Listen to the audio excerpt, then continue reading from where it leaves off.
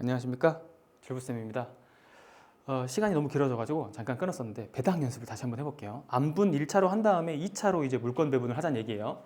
그러면 첫 번째, 소유권이 질부가 가지고 있어요. 두 번째, 근저당이 2개가 있고 가압류가 있고 근저당 1개 껴 있어요. 일부러 설정한 겁니다. 그러면 얘는 두 번째 있는 근저당보다는 가압류가 앞에 있죠.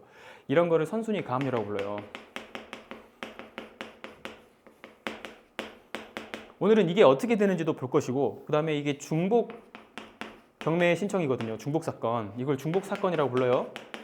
그러면 이제 나중에 이제 한 가지만 나오니까 법원에서 이걸 병합 신청해가지고 낸단 말이죠. 어떤 느낌인지 아시겠죠? 그래서 여러분 개념 3개를 벌써 익혔어요. 얘가 어떻게 처리되는지만 알면 여러분은 굉장히 좀 편해지겠네. 그러면 얘는 채권이 총 10억이잖아요.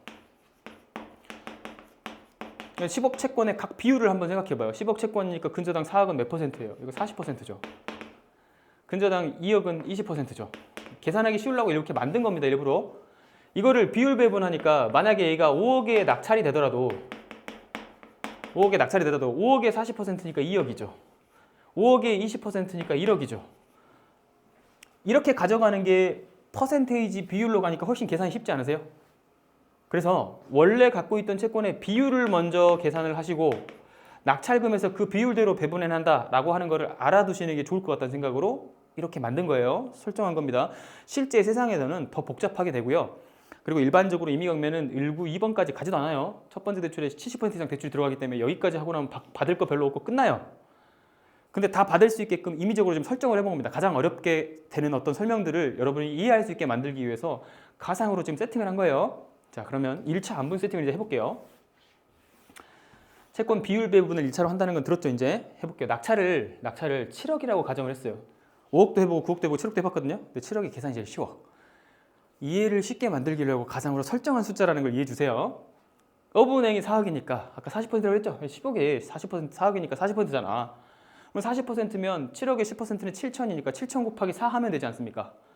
그러니까 얘는 1차 안분 금액은 2.8억, 1.4억, 얘가 1.4억, 1.4억. 안분이라는 건 날짜가 안 중요해. 다 똑같이 나눠 가져요. 수학 잘하시는 분들은 비율 배분이에요. K 상수 넣어놓고 하는 비율 배분이에요. 이해되시죠? 그냥 분수로 나눠도 돼요, 사실은.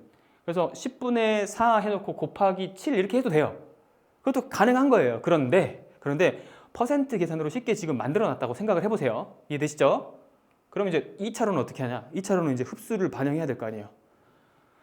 근저당 2개는 흡수 배당을 할 수 있는 물권이잖아요. 물권이니까 아래에서 쫙 빨아서 돈을 다 가져와. 그럼 얘는 4억을 다 받는 거야. 그럼 낙찰 금액은 7억이니까 4억하고 2억 2개가 먼저 6억으로 결제가 끝났네요. 그럼 남는 돈 얼마? 이제 1억 남아요. 이걸 가지고 선순위 가압류 배분을 한번 설명해 볼게요.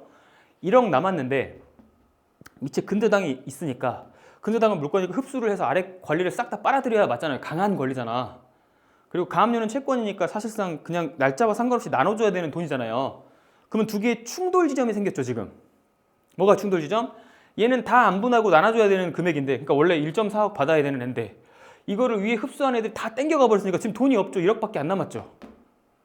근저당은 원래는 자기가 다 받을 수 있는 권리긴 한데 앞에 채권이 있기 때문에 이 채권보다는 느리게 있어가지고 이걸 어떻게 비율 조정을 하는 것이 공정할까라는 생각을 사람들이 해보겠죠. 그럼 어떻게 되냐? 선순위 가압류는 바로 하위에 있는 근저당을 채권으로 만듭니다. 이것만 해도 돼요. 이게 물권의 채권화. 고로 이 2개는 지금 금액을 날짜와 상관없이 같게 배분 받는 거예요. 가압류가 적용이 돼버리니까. 이해되세요? 그럼 1억 남았죠? 1억 남았으니까 지금 2개의 비율이 앞에 이제 아래에 어떤 권리가 없으니까 반반씩 나눠 가져서 20%로 비율이 같았잖아요. 2억, 2억이고요. 만약에 얘가 3억이고 여기가 2억이다. 그럼 얘가 좀 더 가져가야 돼요. 이 느낌 아시겠어요? 1억에서 3억에 가지고 있었던 비율은 10억에 3억이 30%니까 1억에서 가져가는 것도 3천이 되겠죠. 이 느낌인지 알겠어요? 20%니까 1.4억이었어요. 지금은 이제 1억에 대해서 50%니까 5천씩 나눠 갖는 겁니다. 왜 그럴까요? 얘들은 비율 자체가 같았기 때문에 원래 받아갈 돈이 같으면 1억 남았을 때 받아갈 돈이 같은 금액은 얼마예요? 5천이죠? 할 수 있겠어요? 조금 더 어렵게 만들려면 비율 금액을 조정해가지고 아래에다가 권리 몇 개를 좀 추가해 놓는 방법이 있어요. 그러면 아래에 대해서는 근저당이 흡수 배분을 가지니까 아래에 뭐가 제 아무리 나와 있던 간에 아래로 나눠줘야 될 안분 금액을 얘가 더 이상 주지 않고 얘는 그냥 5천을 다 갖고 아래는 전부 다 소멸이에요. 이해되세요? 이거 하면 계산이 좀 어려워져가지고 제가 그냥 이거 빼버리고 어차피 아래는 못 받아. 얘가 다 가져가니까. 얘는 어차피 흡수는 아래 권리에 대해서는 지켜. 위에 가압류에 대해서는 못 지켜. 이걸 설명드리려고 이걸 만든 겁니다. 반복해서 보세요. 처음에 들리면 천재인 거예요. 자기 본인이 천재인 거야.